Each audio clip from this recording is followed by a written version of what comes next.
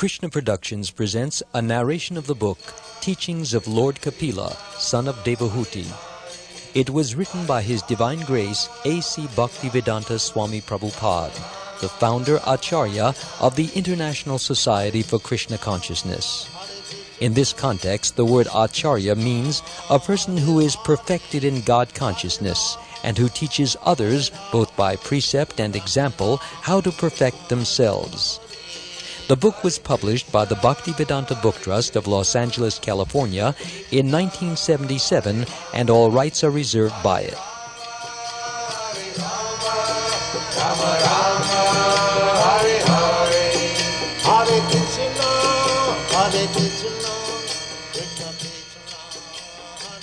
And now I, Amal Bhakta, the narrator, offer my respectful obeisances at the lotus feet of my spiritual master, Srila Prabhupada, who is very dear to Lord Krishna, having taken shelter of his lotus feet. He is kindly preaching the message of Lord Chaitanya and delivering persons all over the world from the clutches of impersonalism and voidism by his books, recordings, and devotees. I pray that His Divine Grace may bestow His special mercy on me so that I may recite His illuminating words in such a way that whoever hears them may be inspired to want to know and love the Supreme Lord Sri Krishna, and thereby become eternally engaged in His transcendental devotional service. And now I begin the narration of Teachings of Lord Kapila, son of Devahuti, starting with the foreword. Hare Krishna, Krishna Krishna, Hare Hare, Hare Rama, Hare Rama, Rama Rama, Hare Hare. Kapila Muni, a renowned sage of antiquity, is the author of the philosophical system known as Sankhya, which forms an important part of India's ancient philosophical heritage. Sankhya is both a system of metaphysics dealing with the elemental principles of the physical universe and a system of spiritual knowledge with its own methodology culminating in full consciousness of the Supreme Absolute. Kapila, however, is not an ordinary philosopher or sage. According to Vedic tradition, the tradition of India's ancient scriptural literature, he himself is an avatar or incarnation of the Supreme Absolute Truth. Kapila's teachings are originally inscribed in the Srimad Bhagavatam or Bhagavad Purana, one of the most important scriptural documents of Vedic theism. Within the Bhagavatam, Kapila's teachings comprise chapters 25 through 33 of the third canto. This book, Teachings of Lord Kapila, the son of Devahuti, is based on a unique series of lectures presented in Bombay, India, in the spring of 1974 by His Divine Grace A.C. Bhaktivedanta Swami Prabhupada. In this series, Srila Prabhupada spoke from the 25th chapter, which contains the beginning of Lord Kapila's teachings. Srila Prabhupada is the author of a celebrated multi-volume translation and commentary on the entire text of the Bhagavatam, and at the time of the Kapila lectures, he had already completed his written commentary on the section of the Bhagavatam dealing with Kapila Dev's teachings. In these special lectures, however, Srila Prabhupada went into significantly greater detail in elucidating the verses and shed an even broader light upon these fascinating teachings.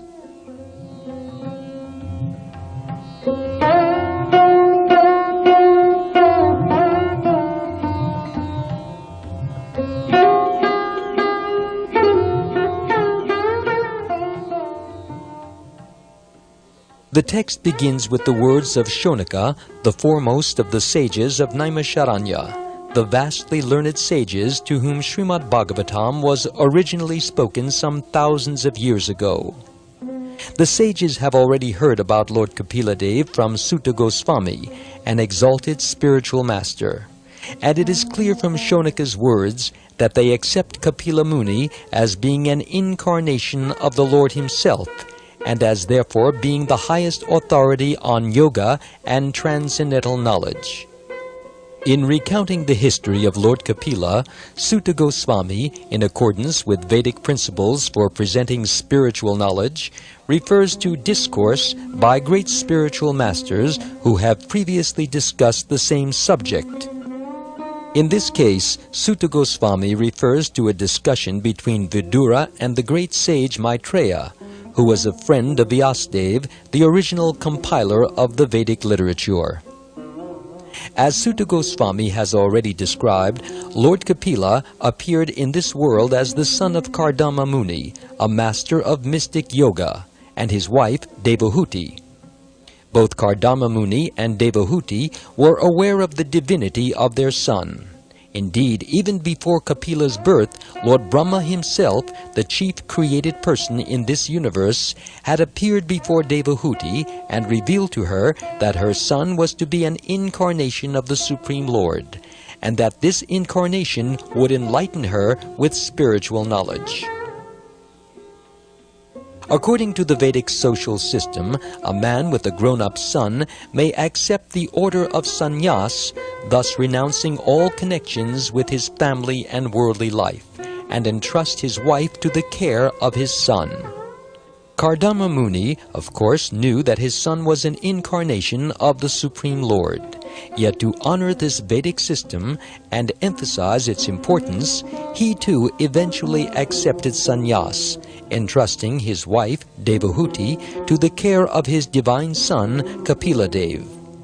Therefore, as Sutta Goswami begins to answer Shonaka's request to hear further about Lord Kapila Dev, the sages have already been informed of how Kardama Muni departed for the forest, leaving Kapila Dev behind with Devahuti.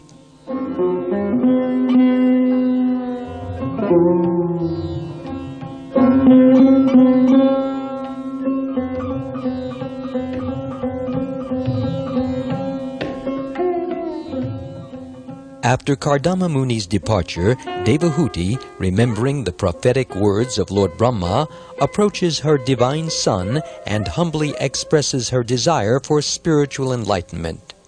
She says, "My Lord, I have fallen into the abyss of ignorance.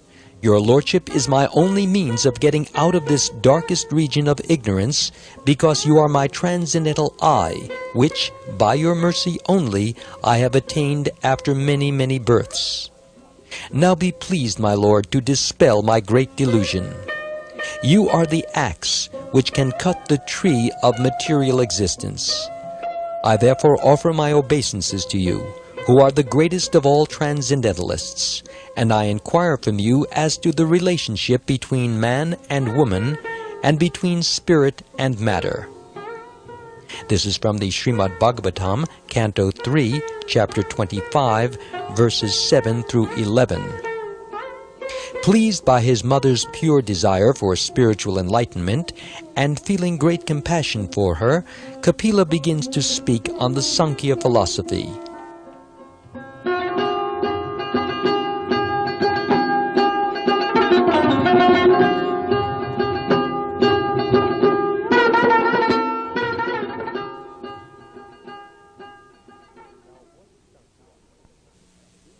Now, what is Sankhya? Insofar as Sankhya deals with the elemental categories or principles of the physical universe, Sankhya is what Western scholars generally refer to as metaphysics. The term Sankhya literally means to count.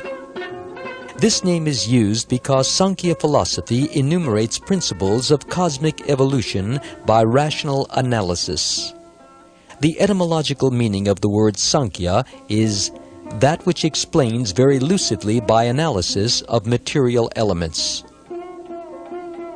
Philosophically, this term is used because the Sankhya system expounds analytical knowledge that enables one to distinguish between matter and spirit. This understanding culminates in bhakti, devotion for and service to the Supreme. It may be said, therefore, that Sankhya and Bhakti form two aspects of the same process, Bhakti being the ultimate goal or ultimate aspect of Sankhya. It is interesting to note at this point that long after Lord Kapila's descent, an imitation Kapila appeared on the Indian subcontinent and propounded a non-theistic Sankhya.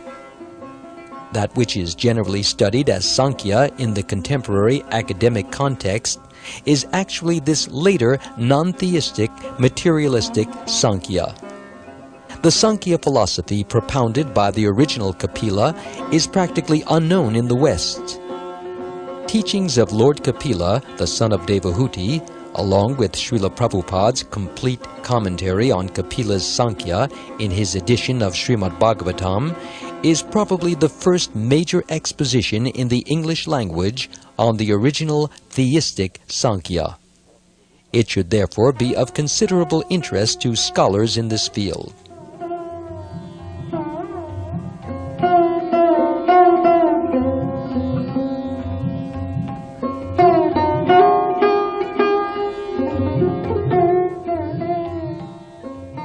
Because the basic principle and the ultimate goal of Lord Kapila Dev's Sankhya philosophy is bhakti, this is the subject with which Lord Kapila Dev begins his instructions to Devahuti. Consequently, because this volume, Teachings of Lord Kapila, the son of Devahuti, is Srila Prabhupada's commentary on the beginning of Lord Kapila's teachings, it is chiefly concerned with the science of bhakti yoga, the process of linking with God. Yoga means linking through bhakti or devotion.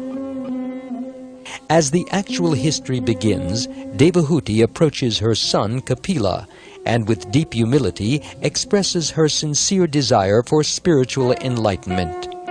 In response, Lord Kapila delineates the path of the transcendentalists who are interested in self-realization. Concisely summarizing the actual process of self-realization, Kapila defines consciousness in both the conditioned and liberated states. He describes the psychology of pure consciousness, delineates the symptoms and characteristics of a sadhu, or holy person, and stresses the importance of sadhu sangha, association with those who are saintly. Kapila Dev then explains that liberation is merely a stage preliminary to the attainment of bhakti, and that one who attains bhakti automatically achieves liberation.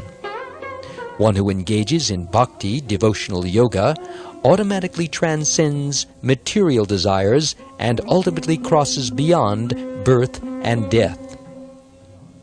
According to later descriptions in Srimad Bhagavatam, Devahuti ultimately attains full enlightenment in transcendental knowledge by hearing and understanding the sublime philosophical teachings of her great son.